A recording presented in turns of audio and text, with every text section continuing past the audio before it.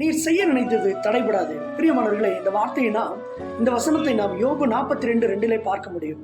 தேவன் உங்களை பார்த்துதான் சொல்லுகிறார், நான் செய்யும் காரியம் உன் வாழ்விலே பயங்கரமாய் இருக்க போகிறது. நான் உனக்காக திட்டம் பண்ணிய காரியம் ஒருபோதும் தடைபடாது. உன் துக்கம் சந்தோஷமாக மாறும் என்று சொன்னேன் அல்லவா, அந்த காரியத்தை உன் வாழ்விலே செய்ய போகிறேன். உன்னை நான் ஆசீர்வதிக்கவே ஆசீர்வதிப்பேன், உன் பேரை பெருமைப்படுத்துவேன் என்று சொன்னேன் அல்லவா, அதையும் நான் செய்ய போகிறேன் என்று ஆண்டவர் உங்களை பார்த்து சொல்லுகிறார்.